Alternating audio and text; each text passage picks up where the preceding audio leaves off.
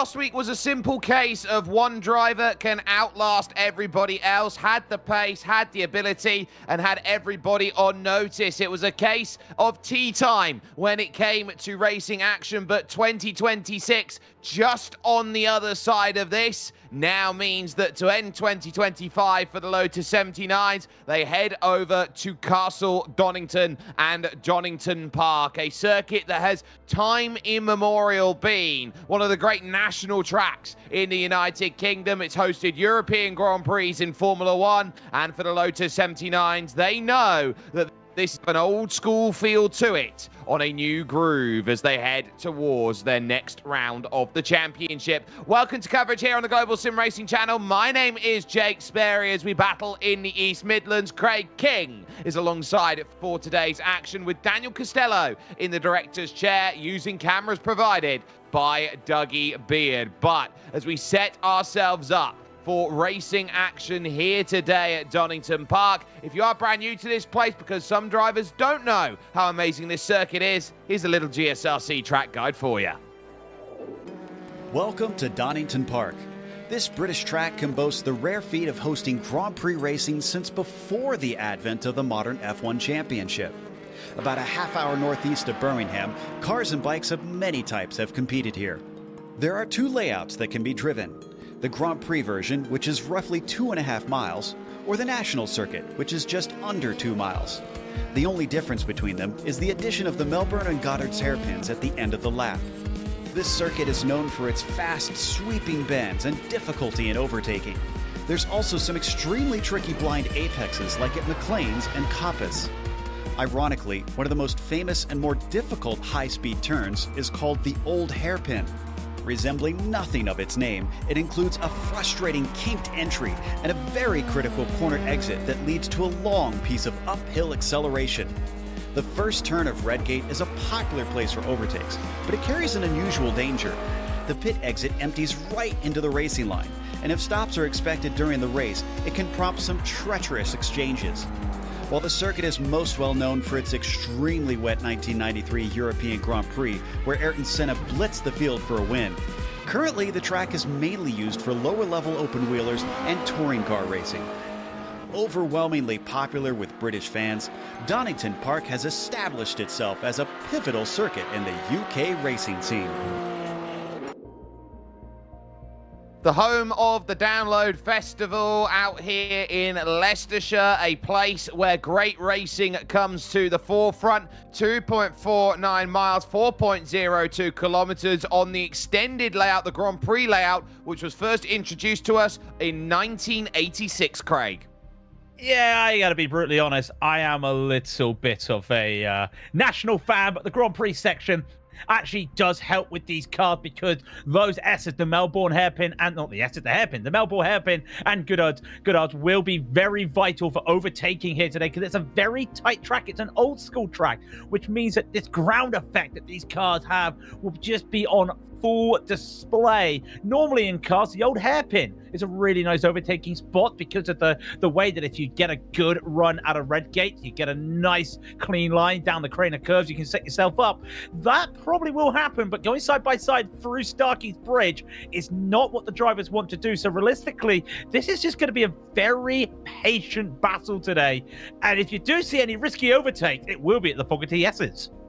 Yeah, those Fogarty S's are going to be key in terms of where you're finding passing today on a circuit which feels like every straight is going to be, again, 100 meters too short, similar to the WeatherTech Raceway Laguna Seca, where we were just 1 week ago. Let's take a look at those driver standings then. From that opening round of the championship, it was Andy T who got it done over Aldrius Valenteus, with Togo Hisada in third position. Topi Courtaniemi, the reigning champ, goes fourth after that opening round, with Mika Leno and Jacob Reed fifth and sixth. It then follows Dylan Freckleton and Jerno Freacher, the living legend, with Jack David Spickett ninth in the championship, and Josephine Becker, she rounds out the top 10 from running standings. But F2 is interesting, not necessarily for the fact here, Craig, that it's been a championship we didn't get to see last time out. It's interesting in the sense that the fields are so strong, the F2 championship has its own flair to it. has its own flair, and importantly, with 2 splits today, some of these drivers will be battling in the top split, and that may hinder their point chances. To Bjorn Eckelman might be looking for a little bit of help today as he leads the championship early doors with Eduardo Reyes in second.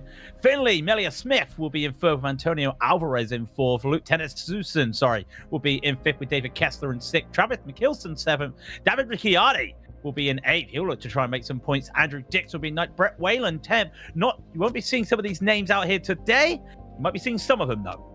You will, because I can confirm that the likes of Melia Smith is here. So Finley will have a chance today over 29 laps worth of racing action in your Sunday Grand Prix series here with the Lotus 79s. Open setup so everyone can tune the car how they like, but there are no spare cards available. If you crash it, you're out of this race. Drive-through comes through at 17, disqualification at 25. And so this might be a day on a full-strength grid here of 36 drivers that you might want to get yourself started in this field. Maybe it might be a day here, Craig, where qualifying at the back or doing what we like to call a clapper here is going to be maybe easier than at other tracks. It might be easier. You might also run the risk of getting caught up in a crash at the start of the race, and it can happen with that short run up to Redgate. Got up, Freisha. Hasn't had the best of starts in his first lap, and he'll be going around for a second through McLean's. He will go, and now to Coppers. It's flat out once you get over that bump there at McLean's, and then it is flat down to the Fogarty S. It's just going over the bump. You can see you've got a chance for an overtake here. Going to be close, but then hard braking for the Fogarty S. Try not to make a move, but here is the man, and I'm going to steal Jacob. I'm going to steal Jake's staying here. It's still Worcester man. It's Jacob Reed. He's got 1 out of the 3. He won't get all 3 this weekend for the Triple Crown, but he'd love to finish 2 out of 3.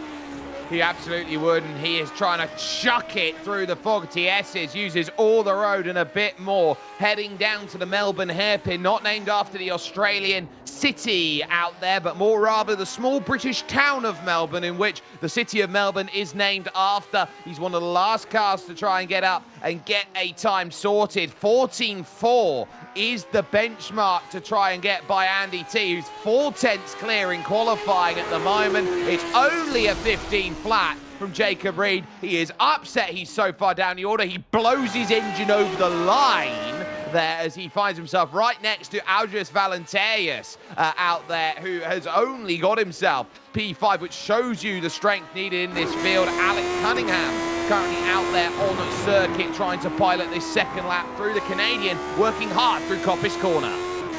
Hard he goes through Copper's corner, and now he'll get down to the last part there. And look at the iRacing. The iRatings here. The lower the number, the lower the iRating you are. Number 7, Lino, is second position in qualifying. That is pretty crazy. You think a 6K driver, it's a number 7 car. That is how stacked the top of the field is today. And a few more drivers. They could have had 3 splits today, but we've got the 2 around Donington. He's come through the Melbourne. Now he'll come into Goodard, and he's just going a little bit tighter there to try and get a good run, but I think he's just gone a bit too tight. Couldn't get on the line as much as he would. It's going to be a 19. It's going to be an 18.257. Does find the time. Still, though, stays in 34th.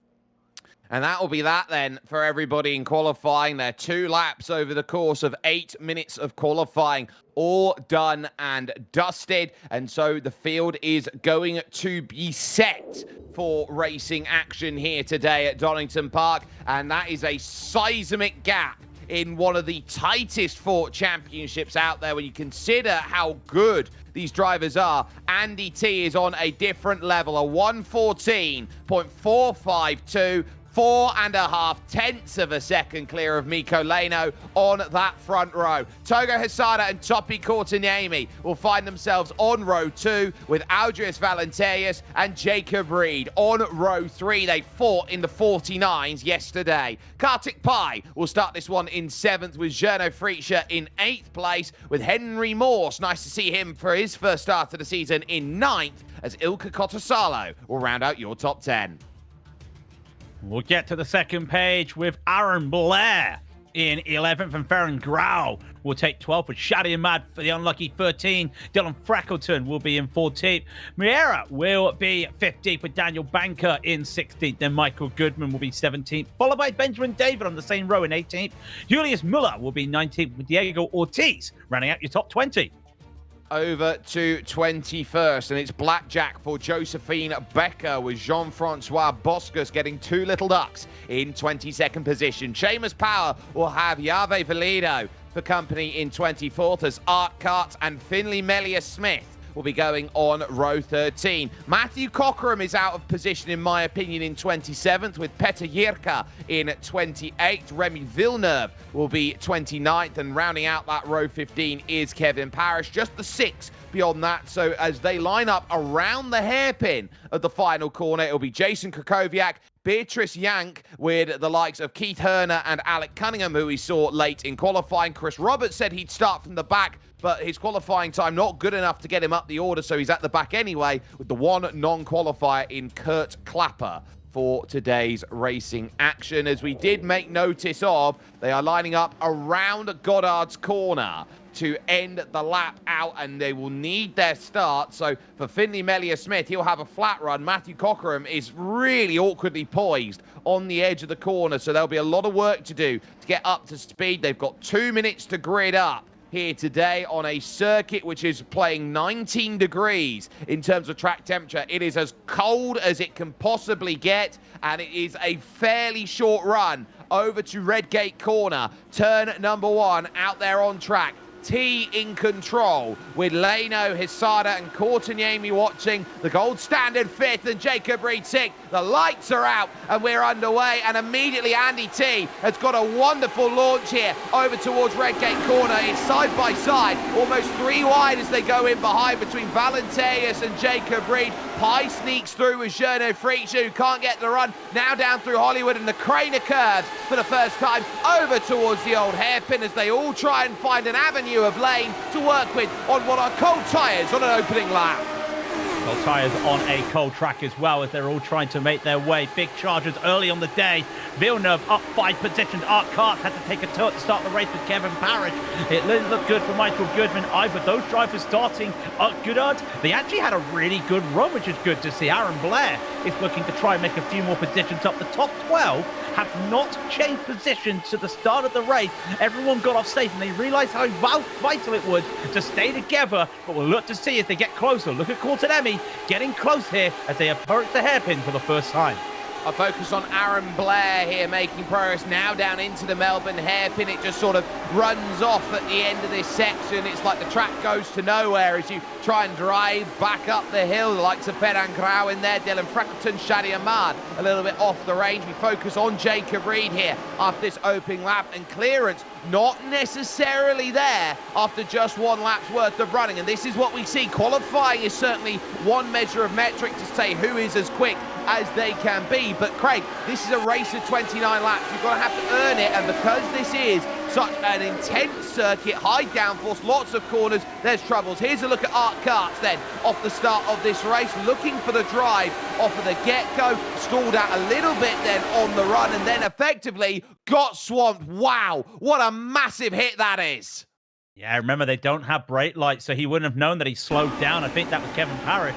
Kevin also didn't have anywhere to go. You're so tied up there. And remember, those drivers at the back of the field, they were having to also start around the curve. So they've got a really good run on the wheat crotch straight there. So they're able to do something. Farron Grau, this is not what you expect to see Farron Grau battling in P12 with Aaron Blair. They'll go into the S's, and this is tough. They're going to stay side by side, but something has to give, and it's Farron Grau who has to take the slowdown, and he's going to be losing out. You see the purple lightning car there. That's Dylan Frackleton as well. He's gone very wide on this almost air-filling strip-like hairpin at the back.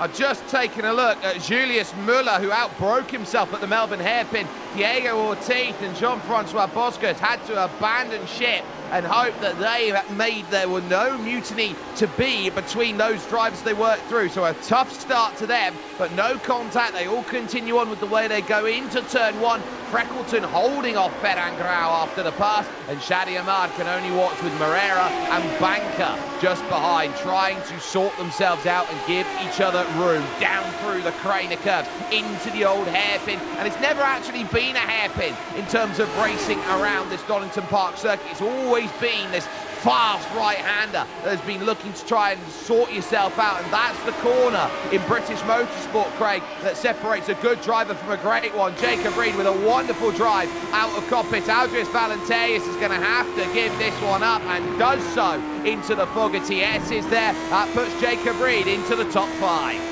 Yeah, and I know Valenteus is probably thinking of the long game here. If he tried to go side by side, he wouldn't have seen what happened earlier to Ferran, but he also knows that's not a chicane you can go 2 by 2 in. So he decided that he just wanted to lift. Just let Jacob take the lead of this group, because they don't want to be losing more time to the top 4. Because look at it, at some point today, Jake, that elastic band's going to snap.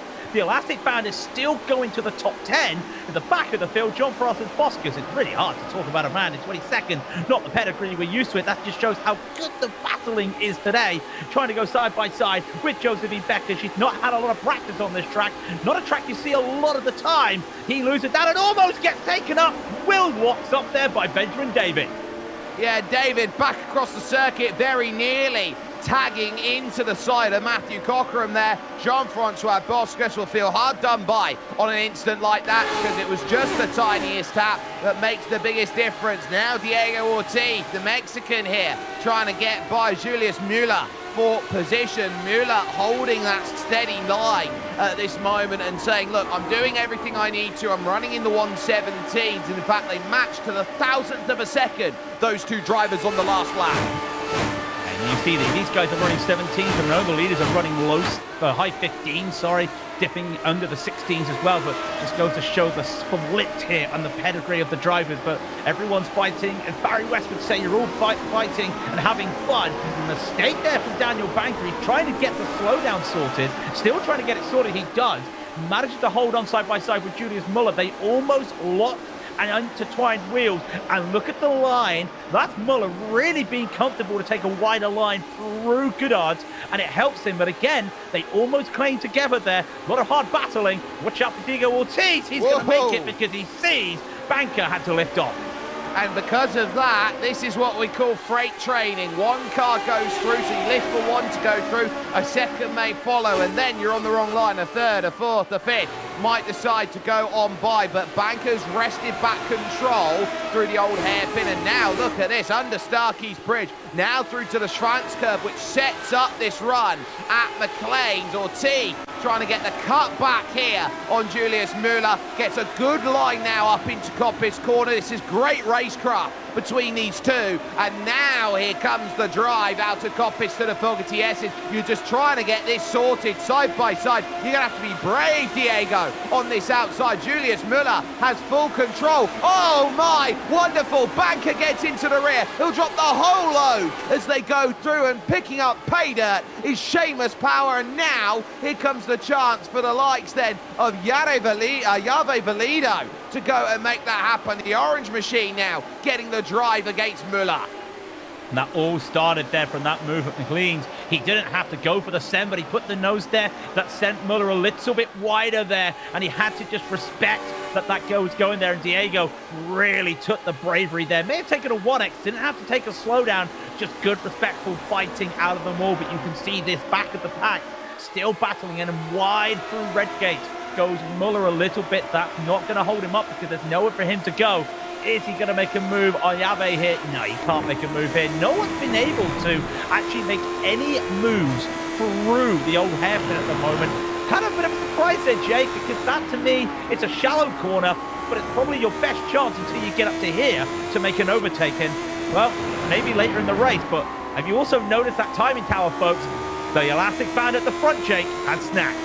It has, so Andy T has slowly found a couple tenths here, a couple tenths there, and when they've got a massive fuel tank and they're burning through, it's not tyre wear that they're concerned about. They are concerned about how much fuel they drop. And Andy T going quicker and quicker. Miko Leno in the mock-up Lotus colours then is going to be one who is struggling to keep pace. Hisada third, Courtney then in position number 4. And you get the real sense now that Andy is going to try and walk away with it. A look with the Emperor of the Lotus, Togo Hisada, sat in that 3rd position, trying to work down through the Craner curves into the old hairpin. And one of the reasons why you can't see a move right now through the old hairpin, high-speed downforce. These cars are still dealing with the first parts of downforce. They are wonderful old Formula 1 cars, and because of that, if you're getting that air, that dirty air in front of you, you're in trouble. Speaking of cars in trouble, Finley Melia-Smith down in the pit, someone who was looking to gain big points in the F2 standings.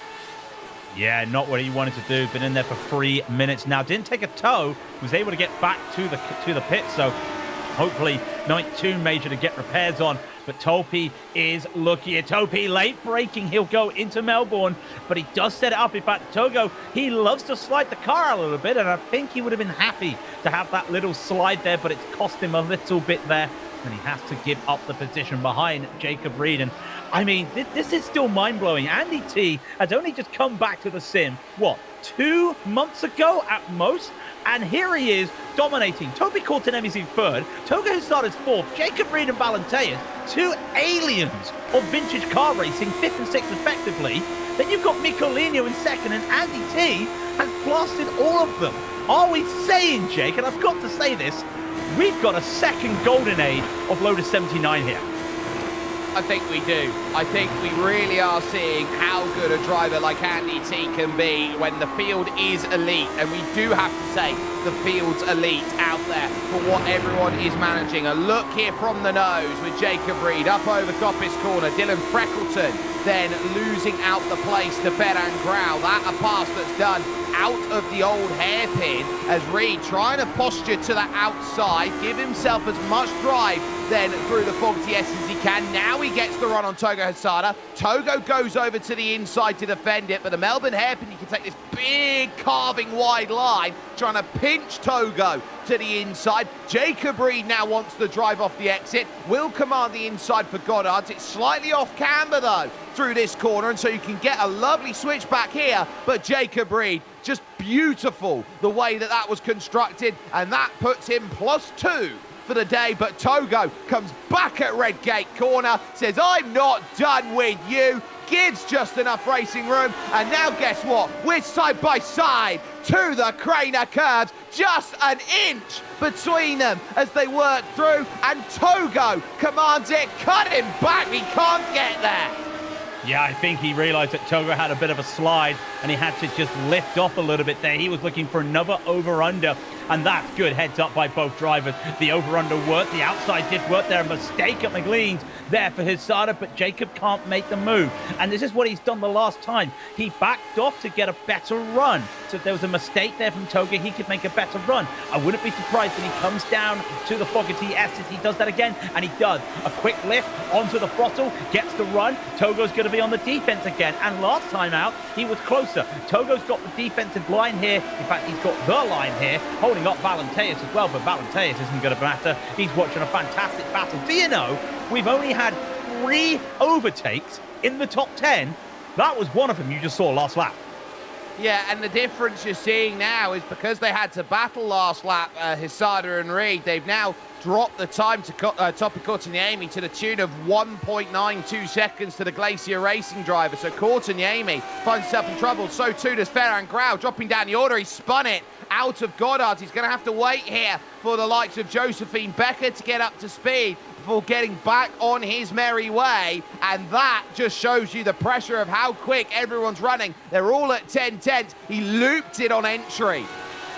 Looped on an entry. I think he went a bit too hard in there. Probably broke a little bit later, maybe clipped the grass as well, trying to hold on to that speed. But you had to just slow down. The moment you start trying to slow that car down too much, the rear says no. And Nice to see Andy running the GSRC whites and red. I know that's not what he's wanting. It's the English colours, but pretty sure that's Andy T. I don't know if I can tell how it... Is that Andy? I can't really tell. No, I don't think it is. No, I don't think it is. No, I'm not really sure, but look at it now. 2 seconds in the lead. Only one man driving in the 15s constantly. He had a lap time in qualifying that I would love to look at the stats. Unfortunately, our stats box is down at the moment. I think he had the fastest qualifying time all week. This is the man who we can talk about Pauli Partonen being constantly promoting the series. Andy T has been whipping the drivers to get them to do some of these midweek races, and it shows because look at the standings today. Absolutely, they are all getting themselves set, but Andy T is showing that he is on another level. 2.1 seconds clear of Mikko Leno, 3 wide, no, into the Fogarty S's. Oh my goodness, Kurt Clapper and co, all there together. This is at the back of the field with Michael Goodman and Remy Villeneuve, and so they're all scrapping about. Now Villeneuve stuck on the outside, they both lock up into the corner, and on the exit now, Michael Goodman is going to get a good run. Art Kart watches on, being 2 laps down at the moment in this race, and the clearance needed is there. So there's the off the exit. Villeneuve losing out those spots to Goodman and to Clapper. And you notice when they came 3 wide to the exit, I think it was actually Boskus who went a bit too hot there, not trying to do what he did.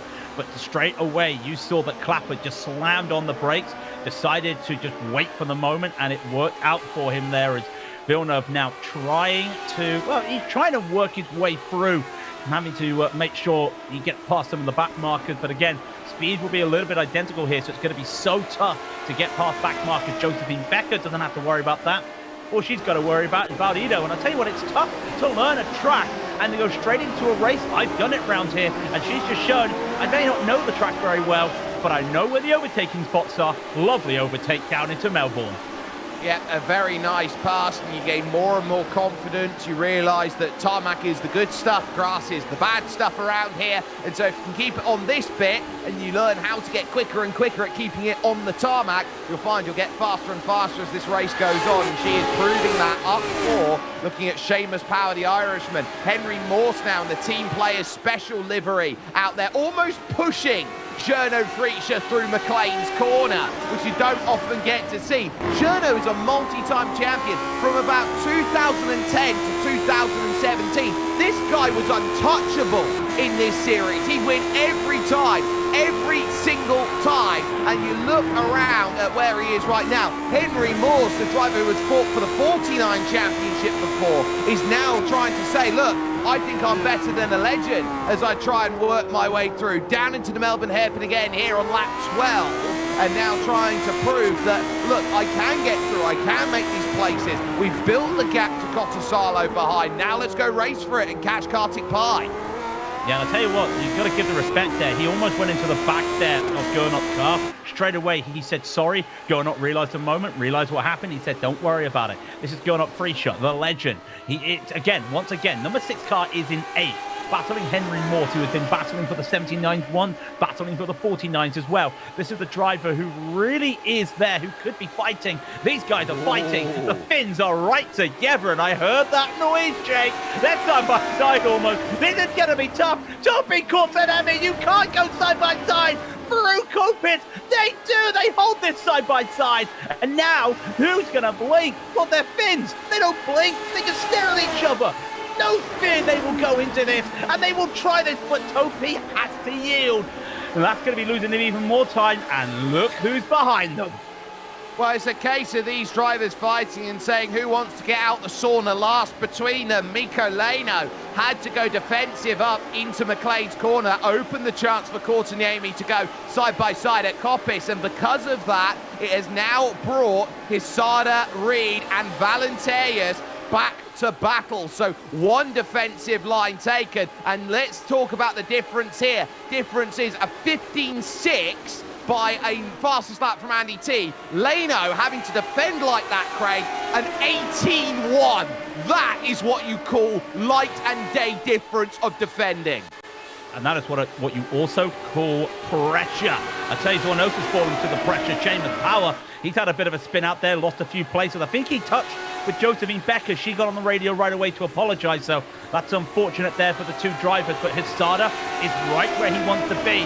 I mean, again, I'm still trying to get my mind around the idea. Toga Hissada and Topi Kortenemi were fighting for leads and championship leads last season and the season before. Here they are, just for third and fourth. We don't even have Pauli Spartan in here today, and we've got one of the most stacked top 10s ever, but Togo can't find his way up to Topi, and I've got to feel that this is the type of track that suits Topi, not just because of the style of the track, but this is an old track in iRacing, and not many people have been around as long as Topi. Oh, that's a lot of damage there on the front as they now work themselves into the Fogarty S's. So that's not good for Gernot Freacher, who has got the front nose completely missing. He's tangled side by side with Henry Morse at McLean's, and he is trying to limp his way home in the Vorsteiner Arrows colours. They tagged on entry, through the middle of the corner they went. On the exit, no room for Henry on the outside. He had to yield there on the outside and just go off the road because he was off the circuit at that point. I put that one on Henry Morse, and the pair coming together and costing each other both a top 10. Yeah, it was unfortunate. I think Gernot, when he got onto the throttle, I don't know if he just had a slide on the throttle or a little bit of netcode got them, but that was very risky to try and make any sort of move around the outside. Morse had gone into the pit. Gernot's got to try and keep driving with this car. Realistically, if this was the real world, that'd be a mechanical black flag. He'll be coming out of this race soon, you'd wonder. Topi still looking, still hunting on Miko here. Can't get it. The Glacier Racing car can't really make time up here, and this isn't a case that Topi needs to get past Miko to catch up to Andy. I don't think anyone's got the pace. 15.5 last time out for Andy, 15.8 for Topi. The fuel's starting to burn off as we start to hit the halfway stage, but I feel like they need more than just a fuel. They need some helium in those tires to help them. They need to be on wings at the moment, and they're not seeing it. Freacher then dropping down now to 19th place as they go, as Yave Valido loses the place to Josephine Becker. Another pass then that scores itself there. But look, no front wing, certainly not going to be helping them out there at the moment as they try and push through at Goddard's corner, try and sit down. If there was ever a circuit you needed downforce at, it's this one today. Yeah, you can also see why sometimes when you see the national layout, you've got a bit more runoff there at the exit curve there of Goodard because, well, the drivers also use this here because you need to just carry as much speed as you can. What can the German do? 5 seconds up the road is Diego Ortiz. She wants to be looking forward, and kudos to her. She is up 7 places today. Yabe right behind, up 9 though, and those are big numbers when you think about almost full grid today of 36 cars. Really trying to put the hurt on, trying to start the push away. But again, this is the group that I feel of 18s. These are the 16s right now in terms of lap times. And still, what can Togo do? You can't look for an opportunity to make a move right now. Ever since that moment with Jacob Reed, there's been no action at the top.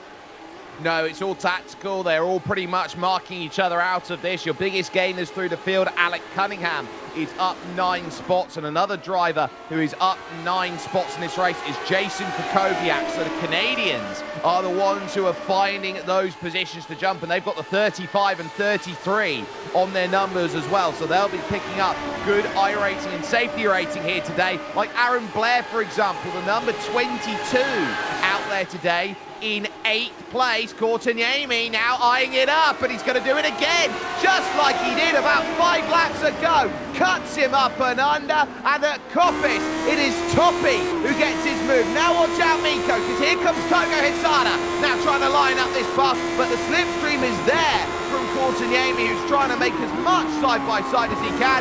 Here tries Togo around the outside, just enough room to hold it. Jacob Reed almost into the grass there on the inside, and that will invite Valenteus to go sweeping around the outside to try and get this move. They'll scrap to Goddard's. All right, everybody, calm on down. Let's just calm down. I think Jacob was looking to try to do that lift and attack mode again through the Fogarty S's, and Togo getting a bit too loose on the car. He almost drove into the back. I thought he almost lost his wing for a moment. They're going to go side by side, and Togo's going to be equal. He's going to give both of them a little bit of slipstream, but the outside works really well for Redgate, but nope, not today. Valenteus just have to live. Would you believe that Valenteus is the #1 car? Still a car that he is trying to tame And this is now the most races in a row in the Lotus 79 he's ever done. 2. I know that sounds crazy, but he is really trying to work it out. But he also knows, and so does Togo and so does Jacob, we're starting to lose the Finns. And I think now the cork has been released from the bottle for Topi. I wonder what he's got. Mistake from Togo. Jacob's going to try and do this.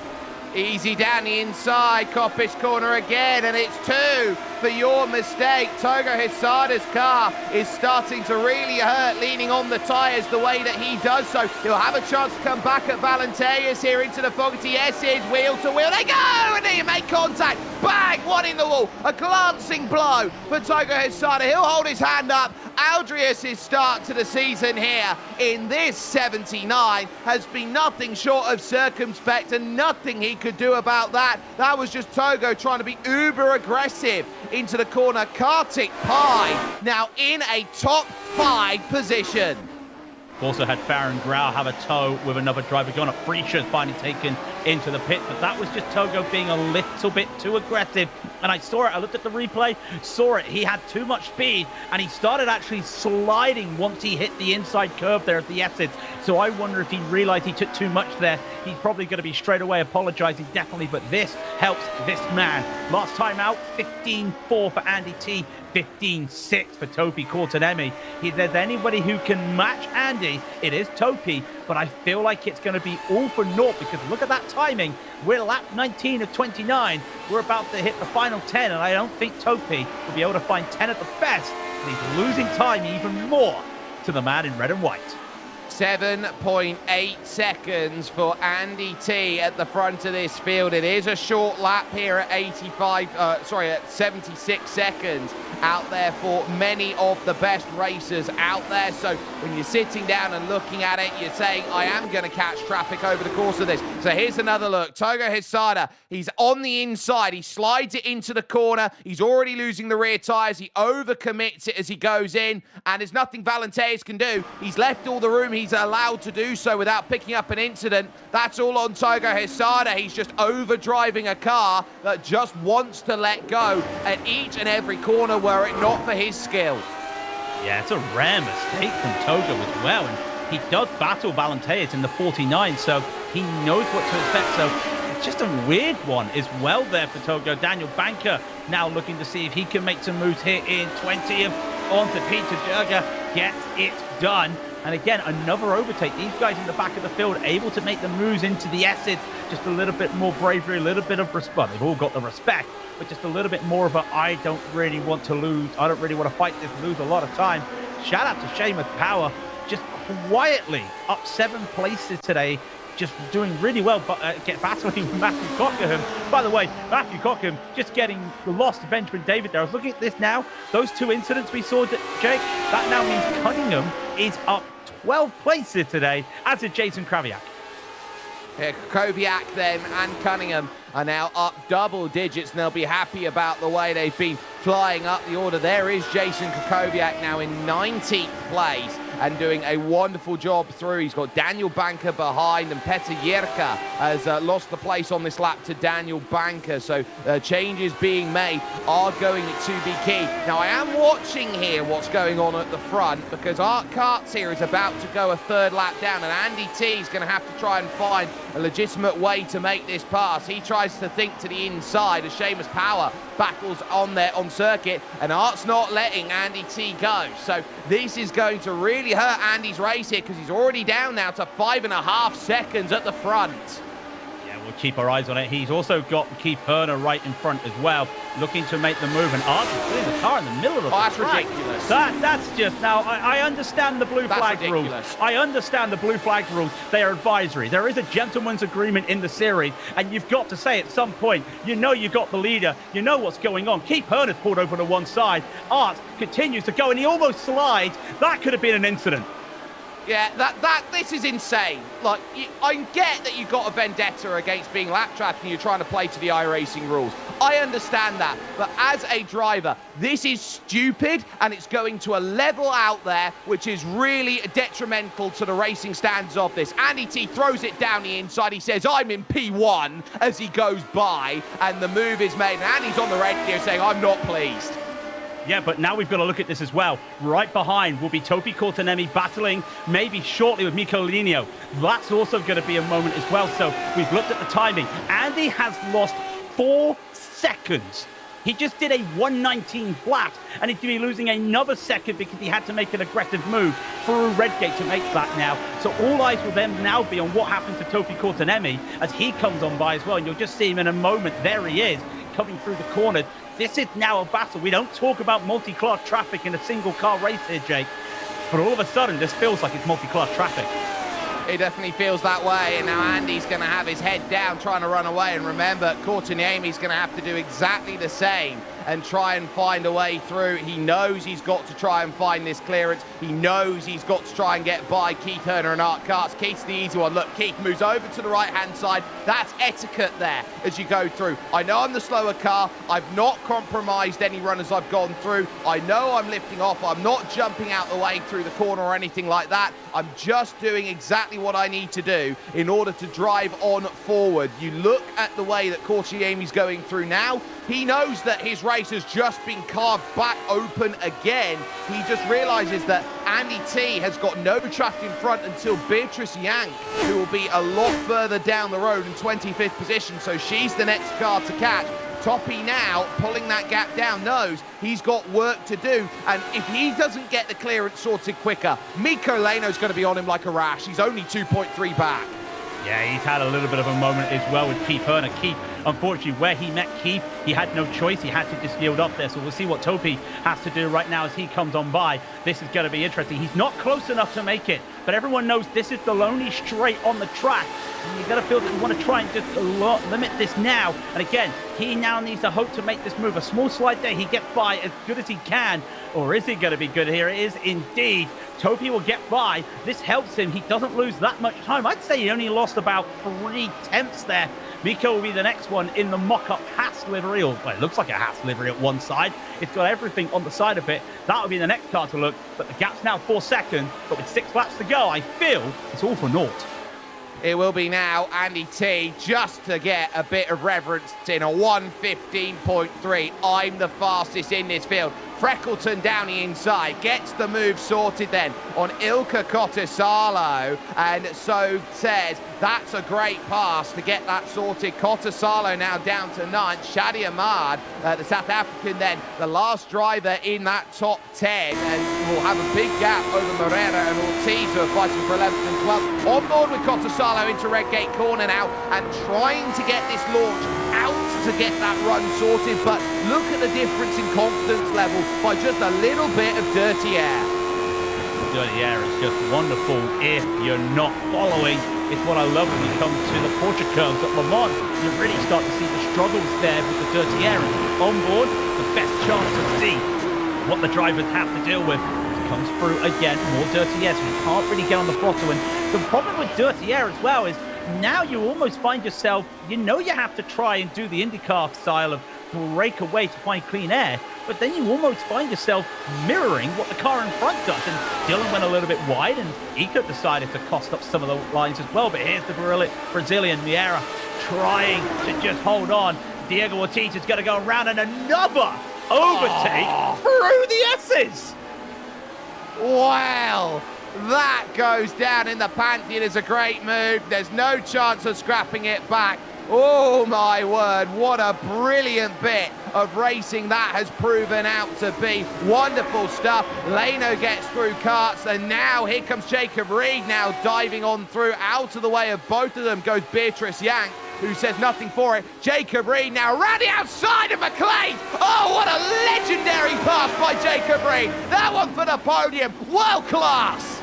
He knew he had the momentum, he had the speed, and he saw Miko did not have the line. Didn't even have the entry speed to the apex there, and he just kept it down. He used that grip, and that is a move from a man who I know, Jake, has driven this track at some point in a modern-day F1 car, so he knows what downforce in that corner's like. Right now, he just proved that he can do it again, and he's done it. The number 2 has finally found the podium. He's got there. He's had to work hard from 6th on the grid, and he has simply done wonders. Müller now is looking at this, trying to look to get by Jave Valido. This for 14th place. Jave is up double digits in this race, but it might all be for naught, because he might only be +9 if there's a move by Julius Müller. Behind them is Seamus Power. He's going to want to try and get a move done for the Irish as he now looks to try and figure out where can he be. Müller sits down on the brakes, works through the corner and says, nope, not going to get it at Melbourne, but you got another lap to set it up yet, sunshine. Yeah, and I think you'll be looking to set this up. We always have to talk about the pedigree of Seamus Power. That's a slow car just off in the distance. There's a lap car, Chris Roberts, so getting himself out of the way. Might deserve a penalty for that as well, but that has cost Seamus a little bit of time here into the back group. So what can Muller do? But again, look at this as well. If we start to look at the numbers on at the track, Nico now looking for more time. You've got the number 22 in the top 10. This is the stacked field, and Aaron Blair has just decided to rip up the script. Miko trying to rip up the strip. Anyway, he's trying to get to Jacob Reed. Nothing yet. 4 to go. It's squeaky bum time right now, and he's managed to extend on Topi. Aaron Blair trying to go. Jacob Reed just went round Goodard's a bit too wide. Holds on to the position.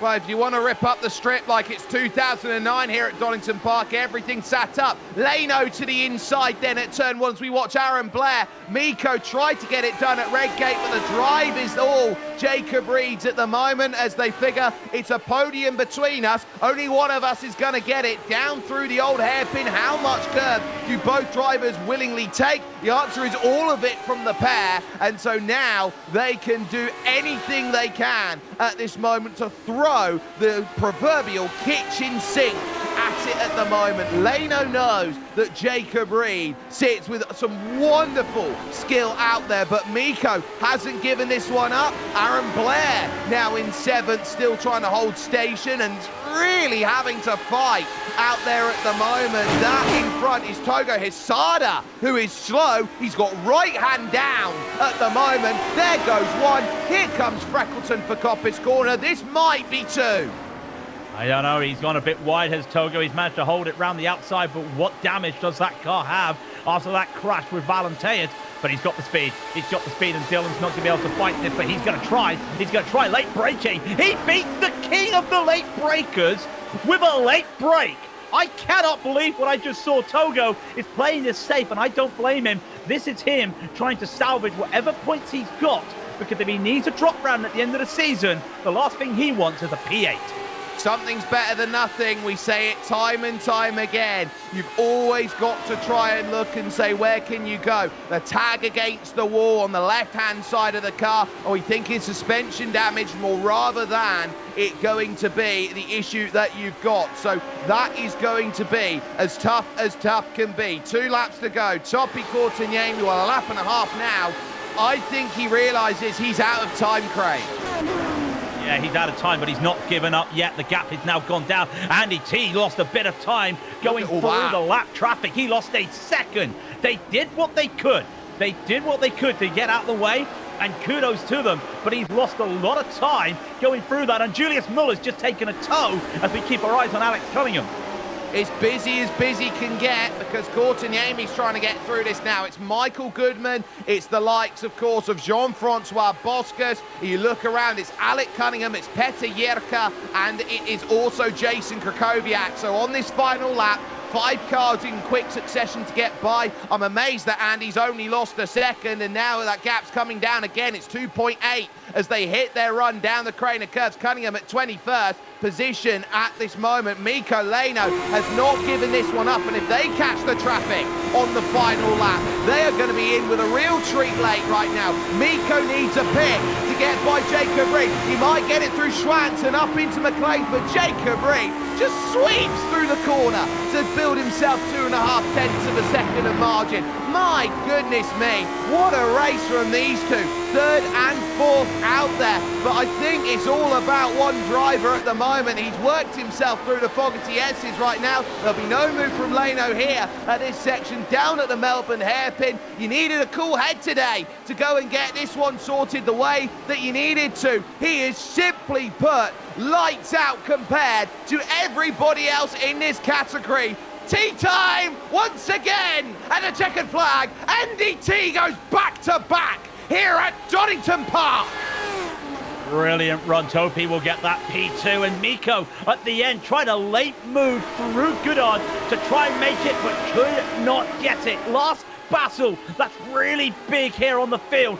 What can Togo do? Can he hold this? Can he get the position on Dylan Freckleton? Or will Cotasalo try and make a move here? I think Freckleton's going to be too far away for Hesada, and I think Cotasalo is too far away. Shaddy, right at the back of this, is going to try and do something, but it will finish. 7 for Freckleton, 8 for Hesada, 9 for Cotasalo, and 10 for Shaddy Ahmad.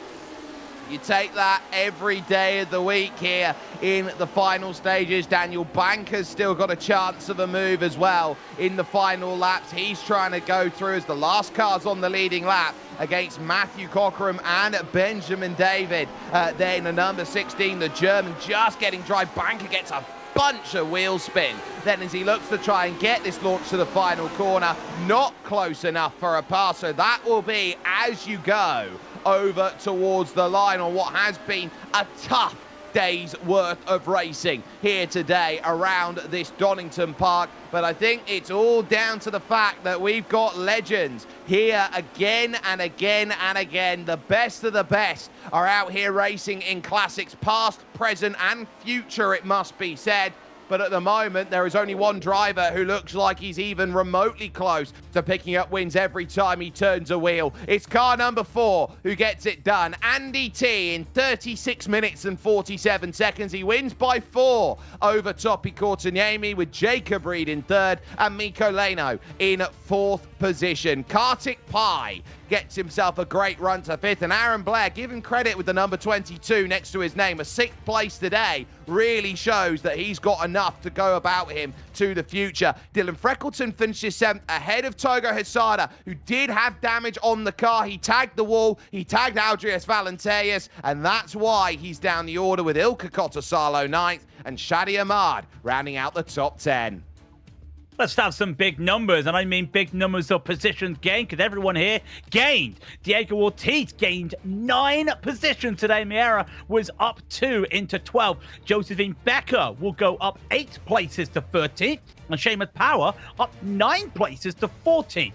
Then you come to Benjamin David, who was up 3 into 15th, and Matthew Cockerham, this wasn't even the most today, 11 places into 16th. Daniel Banker will be 17th. Yavid Varo had to take a pit stop at the end, will be up 6 to 18th. Jason Krakowiak will be up 12 to 19th, and Peter Turka will be up 8 into 20th. Now over to 21st, a lap down for Alec Cunningham, who had a great game today. So too for Jean-Francois Boscus in 22nd. Michael Goodman would finish ahead of Beatrice Yank, with Chris Roberts, the last finisher, 1 lap down, and toes and worse for Julius Müller, Keith Herner, Art Karts, who got himself involved in the leading group. You've then got Remy Villeneuve 4 laps down, and proper retirees include Kurt Clapper there in 30th position. We will cross the page over towards this final one, where Aldrius Valenteus is a big retiree from this one, as is Ferran Grau, as is Jerno Friescher, as is Henry Morse. This is a big name list. The driver going for it in F2, Finley Melius-Smith, out early on, and then Kevin Parrish, who found the barriers on the right-hand side on the start of this race, had a huge moment to try and figure it out, and then just had no luck from that today. So a tough day at the office for some, a brilliant day at the office for others. We're going to get a chance to chat with some of our drivers. Andy T is here with us today. Andy, it is back-to-back wins for you in this championship. It is the dream start to this season. And to be perfectly honest with you, what was the response like through qualifying? 4.5 tenths quicker than anybody else. Were you expecting that amount of difference between you and the others today in qualifying? I mean, from the pre-broadcast race, yes. But before today, absolutely not. I was pretty much where everyone else was. I think I sort of found something in practice this morning, and it showed. It certainly did a lot of what was necessary for you. We just got the moment actually on screen where your 8-second lead was cut to 4 in a lap. You got stuck behind a lot of lap traffic here today. What's the thought process when you're dealing with an issue like that? Because you know as the leader, you've got to have the responsibility to get around passing cars, but they also have the duty to make life easier for you in that way through. So how did you deal with that scenario today? Well, the first thing is traffic's the same for everyone. So if you go into that thinking, oh no, I'm going to lose time, well, someone else has to deal with the same problem too, right? So don't get too stressed about it. The main thing is just navigating safely. I think my main gripe is when you clearly have the pace to pass someone, but they're so off pace, it's really hard to take the corner at natural speed, and as a result you can't keep close on the exit, and then the car in front seems to think, oh, I'm faster than this guy, and you end up having to too wide them in a stupid place to get by. Just engage common sense sometimes, you know, like lose a tenth or lose a full second, take your pick. And in my case, I lost 3.5 seconds thanks to one driver, so cheers for that. Well, hopefully you'll have life a little bit easier for you. You end 2025 on an absolute tear when it comes to this series. There is no doubt about it that you are pretty much posturing as the driver to be out there. I know that schedule can be a little bit difficult for you in terms of turning up and making every round of the season. That's why the drop rounds are so important. What does Road America bring for you in 7 days' time? I should be okay to race. I have a few days of work off just before thanks New Year, so there's time to prep. But I've got 3 absolutely solid days at work before that, so I won't be getting in the rig until like Thursday. Well, we will hope that there's enough time for you to get back up to lightning speeds. Andy T proves again that tea time is his teddy bear's picnic out there at this moment. A strong win out there. The driver that was 2nd position overall was Topi Courteniemi. He stood by with Craig King. Yeah, Topi Courteniemi once again. There was not a lot that anyone had for Andy today, but it looked like you had a fantastic battle with some of the greats out there. That must have been quite stressful to find a place to overtake. Oh yeah, I wasn't expecting to pass Mikko in the fast corners before the back straight, but an opportunity presented itself and I had to take it. Yeah, you had to take it, and you were able to also just keep yourself in touching distance early days in the championship. But behind you, there was a little bit of carnage with Togo crashing into Valenteus. Did you see that, or were you just fully focused? Because it almost looked like you almost went into the side of Jacob Reed a couple of times. It was a very close fighting at the front. I wasn't aware. To be honest, when I was battling Mikko, I never checked my mirrors after that, so I don't know what happened behind. Well, I know you said that you weren't looking forward to Andy, but we got to say this because at one stage you were 7 seconds behind. We thought maybe you might be able to just find a little bit of time, and then all of a sudden it's 4 seconds. Did that change anything for you? Did that just think to yourself, I've got a chance now, or did you just keep your head down and just work your way through the traffic? Because like for everybody, it was very chaotic on the track today. I wasn't pushing. I was looking at the lap times, and I was close to Andy's time. I could have pushed, but to catch 4 seconds, 7 seconds by driving here, not going to happen in a sprint race. So, and if you push here, you're going to lose time. I mean, so I just was happy with the P2, and maybe something might have happened with the lappers, and would have been an easy win, but this is what happened. Well, Topi, we head to Road America next week, and for anyone who doesn't know about Road America, it has delivered magic in the 79s the last time we came here. So are you looking to create some more magic? Are you just hoping you're able to keep up with Andy T for next week? I'm not hoping. I can keep with him. I mean, that's not a question. I love it. I love the fighting talk straight away. I tell you what, that's great. Topi Courteniemi just put the gauntlet down for the team. So congratulations on your P2, Topi. We look forward to seeing you at Road America. Jake, he just put the challenge down. He says he could beat Andy T.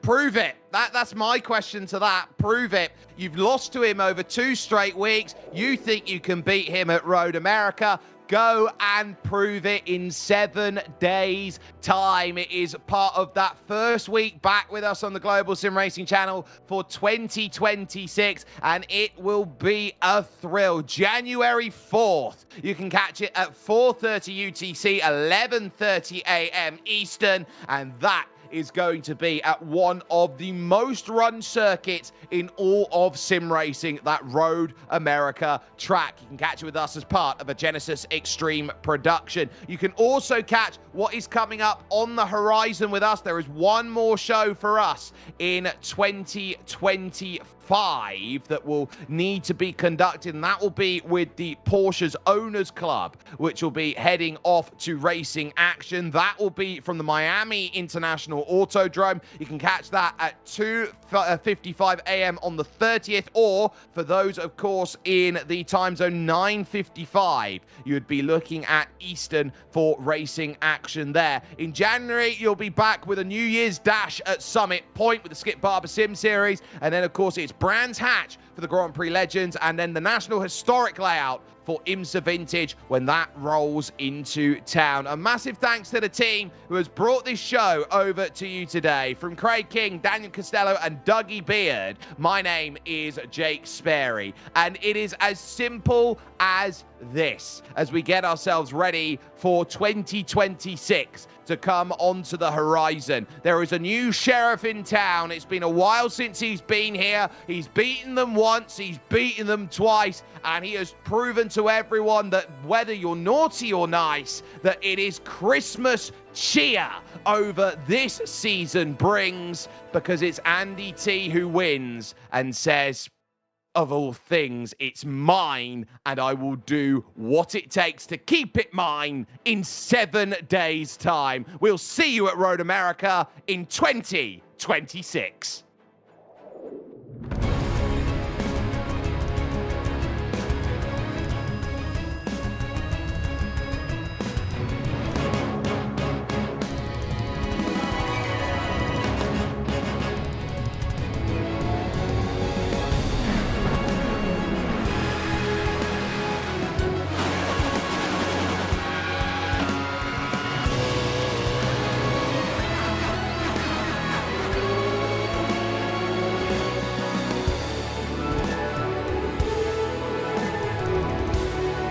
This is iRacing.